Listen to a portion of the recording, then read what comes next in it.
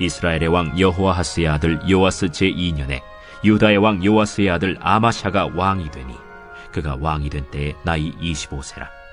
예루살렘에서 29년간 다스리니라. 그의 어머니의 이름은 여호아단이요 예루살렘 사람이더라. 아마샤가 여호와 보시기에 정직히 행하였으나 그의 조상 다윗과는 같이 아니하였으며 그의 아버지 요아스가 행한 대로 다 행하였어도 오직 산당들을 제거하지 아니하였으므로 백성이 여전히 산당에서 제사를 드리며 분향하였더라.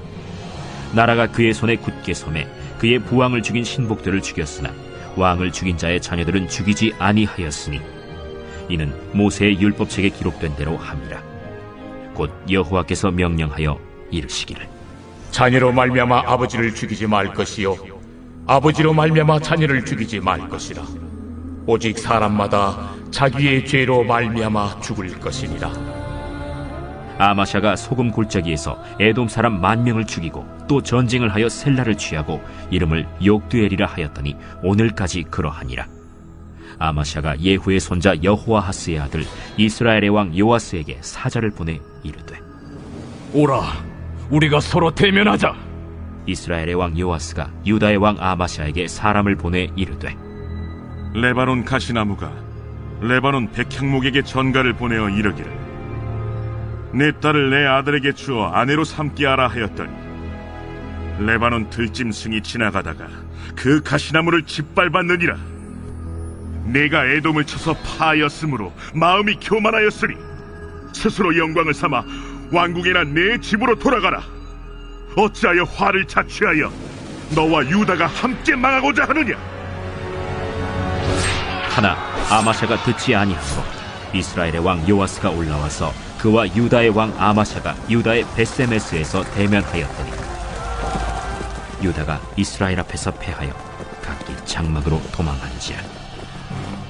이스라엘 왕 요아스가 베세메스에서 아하시아의 손자 요아스의 아들 유다 왕 아마샤를 사로잡고 예루살렘에 이르러 예루살렘 성벽을 에브라임 문에서부터 성 모퉁이 문까지 400규빗을 헐고 또 여호와의 성전과 왕궁 곳간에 있는 금은과 모든 기명을 탈취하고 또 사람을 볼모로 잡고서 사마리아로 돌아갔더라. 요아스의 남은 사적과 그의 업적과 또 유다의 왕 아마샤와 싸운 일은 이스라엘 왕 역대 지략에 기록되지 아니하였느냐. 요아스가 그의 조상들과 함께 잠에 이스라엘 왕들과 사마리아에 함께 장사되고 그의 아들 여로보암이 대신하여 왕이 되니라. 여러분 반갑습니다. 오늘도 큐티로 여는 기막힌 하루입니다. 본문 말씀은 열왕기하 14장 1절부터 16절의 말씀입니다. 우리가 큐티를 통해 날마다 말씀으로 내 죄를 보며 나 자신에 대해 객관화를 이루어 가다 보면 어느새 나 자신뿐만이 아니라 다른 사람들도 분별하게 되는 이 구원의 지혜를 갖게 됩니다. 저는 오늘 유다왕 이 아마샤에 대한 성경의 기록을 보면서 그에 대해서 딱 떠오르는 죄패 하나가 있었습니다.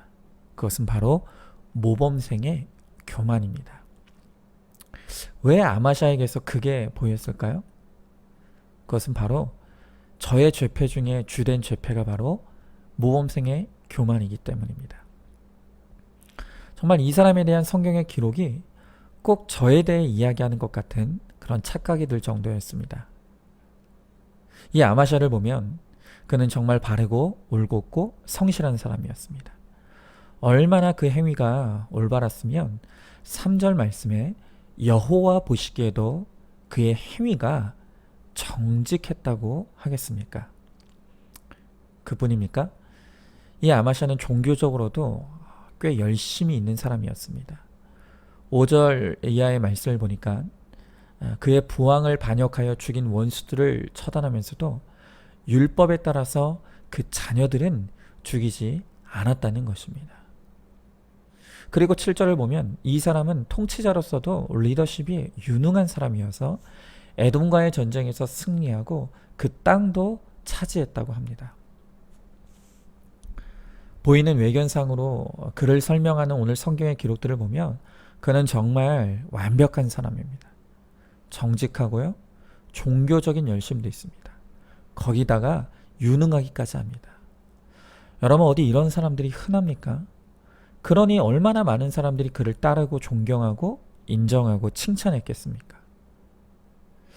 제가 이 아마샤랑 뭐 비교할 바는 아니지만 저에게도 아마샤 같은 그런 모습이 많이 있었습니다. 저는 어릴 적부터 목회자 자녀라는 그런 의식을 가지고 늘 행위적으로 종교적으로 올바름과 열심을 추구하며 살았습니다. 제가 이제껏 살면서 집, 학교, 교회를 벗어나 본 적이 없고요. 탈선? 그런 건 꿈도 꿔본 적이 없습니다. 공부는 그렇게 잘한 것은 아니었지만 그래도 열심은 충만해서 그래도 목회자로서는 제법 좋은 신학대학원까지 진학해서 이른 나이에 담임 목회도 하게 되었습니다. 물론 다시 말씀드리지만 능력으로 보나 뭐로 보나 아마샤와 저는 비교할 바는 아닙니다. 그러나 저는 아마샤에게서 제가 보입니다. 그래서 너무 이해가 되고 공감이 되었습니다. 그런데 바로 이 아마샤도 그리고 저도 우리에게 있는 이 행위적인 선함과 열심이 우리의 악이 되고 죄가 되더라는 것입니다.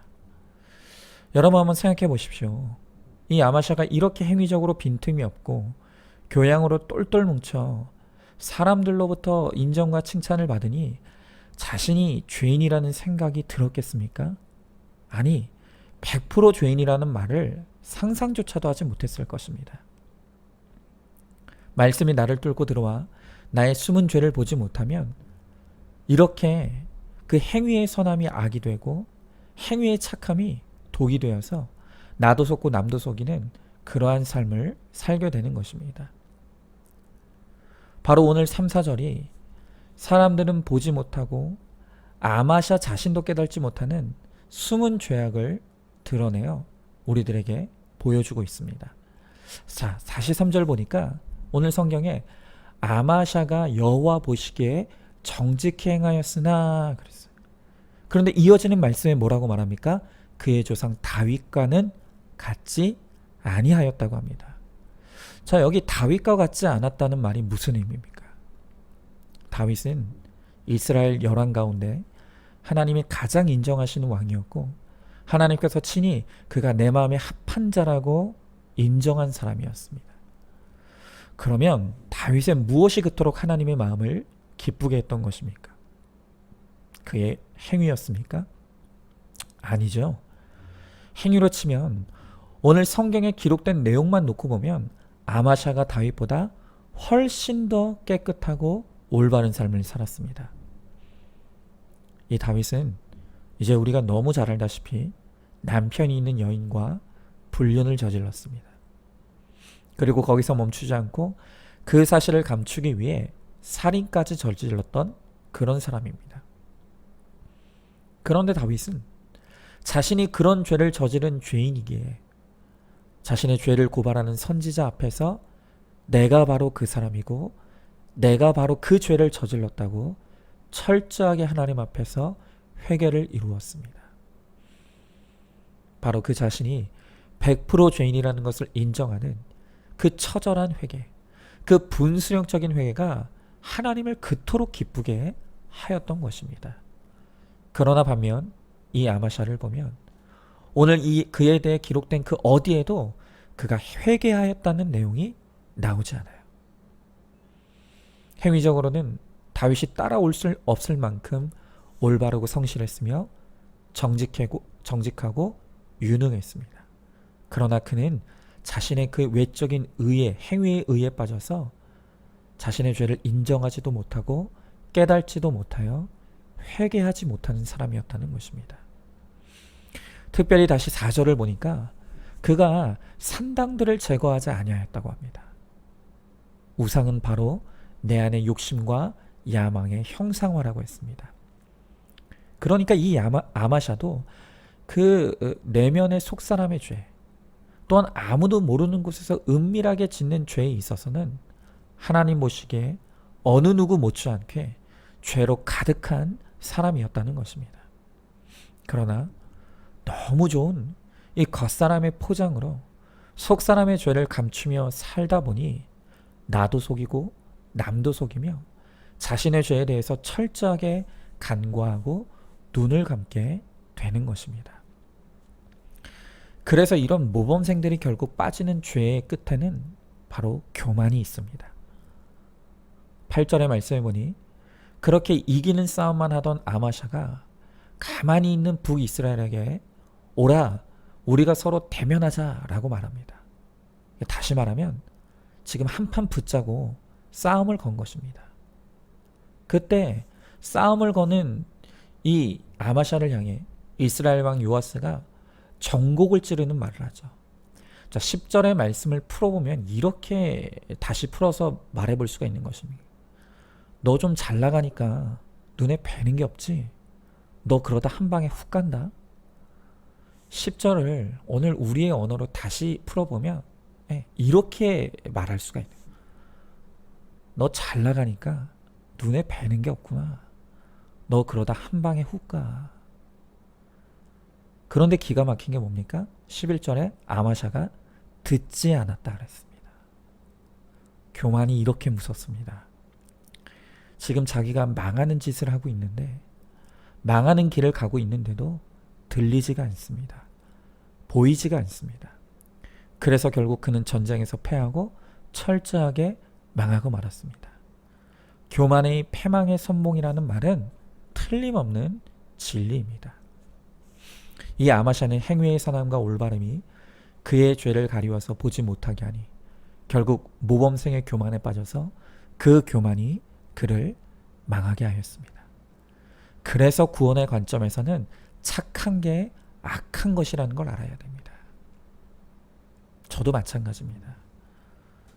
정말 하나님의 은혜가 아니었다면 저야말로 아마샤처럼 착하고 성실해서 망할 뻔한 인생이었습니다. 지금 생각해보면 제가 과거에 얼마나 저의 행위에 의해 취해서 살았던지 제정신이 아닌 삶이었던 것 같습니다. 그래서 저는 제가 스스로 보기에도 너무 착하고 올바르게 보였습니다. 심지어는 저는 속으로 생각하기를 과연 이 세상에 나보다 예수 잘 믿는 사람이 몇이나 있을까? 정말 진지하게 그렇게 생각했던 적도 있습니다. 오죽하면 제 부모가 저를 보면서 너는 참 재수가 없다고 그렇게 말하셨었겠습니까? 그러니 제가 100% 죄인이라는 말이 이해가 될 리가 없고 인정될 리도 없고 그 말씀이 들릴 리도 없었을 것입니다. 그런데 하나님이 어떤 이유에선지 그런 저를 불쌍히 여겨주시고 이런 저를 사랑해 주셔서 저의 의도, 성품도, 열심도 제가 그동안 자랑하던 모든 행위가 통하지 않는 절대 고난의 환경을 허락하셔서 저의 교만을 철저하게 무너뜨리시고 지난날의 저의 영적 교만을 회개하게 하셨습니다. 그리고 이제는 제가 자랑할 것이 없는 아무것도 없는 100% 죄인인 것을 인정하게 하셔서 아마샤의 길에서 다윗의 길로 돌이키게 하시고 그 길을 걷게 하시니 이것이 하나님의 은혜가 아니면 무엇이겠습니까? 여러분, 내가 너무 착하다고 생각하십니까? 내가 올바르다고 생각하십니까? 나는 열심히 한 것밖에는 없다고 생각하십니까? 그래서 내 죄가 깨달아지지 않고 내가 100% 죄인인 것이 인정되지 않는다면 바로 그 착하고 올바르고 성실한 것이 그것이 하나님 보시기에 악한 것이라는 것을 깨달아야 합니다. 차라리 다윗처럼 내가 변명할 수 없을 크고 많은 죄가 있게 그것 때문에라도 내가 100% 죄인인 것을 인정하고 회개하고 돌이킬 수 있다면 하나님은 바로 그 사람을 기뻐하신다는 것입니다. 우리에게는 나의 어떤 것도 내 의가 될 수 없고 자랑이 될 수 없습니다. 정말 무서운 것은 지금 우리가 이렇게 말씀으로 내 죄를 보고 회개하는 것조차도 우리는 그것을 내 의로 삼으려고 한다는 것입니다. 오직 우리의 입술의 고백은 나의 나 된 것이 오로지 하나님의 은혜라는 것. 어떤 사건 속에서도 거기에 내 죄가 있음을 보고 우리는 회개할 것밖에 없다는 것. 그리고 겸손하게 거룩과 구원을 향해서만 뚜벅뚜벅 걸어나가는 저와 여러분 우리 모두가 되기를 소망합니다. 자, 질문해 봅니다. 나는 아마샤와 다윗 중 누구와 같다고 생각하십니까? 너무 착해서 내 죄를 모르는 아마샤보다 변명할 수 없는 죄인이기에 100% 죄인인 것을 고백하는 다윗이 하나님께는 더 인정받는다는 것을 이해가 되십니까? 착한 것이 악한 것이라는 것이 깨달아지십니까? 혹시 지금 내가 큐티자라고 내 죄를 보는 것이 또 다른 나의 의가 되어서 다른 사람을 무시하고 정죄하는 도구로 쓰고 있지는 않습니까? 날마다 100% 죄인이 나와 하나님의 은혜만을 고백하는 우리가 되길 원합니다. 오늘도 큐티로 기막힌 하루를 살아내는 하늘가족 공동체 우리 모든 성도님 되시기를 주님의 이름으로 축복합니다.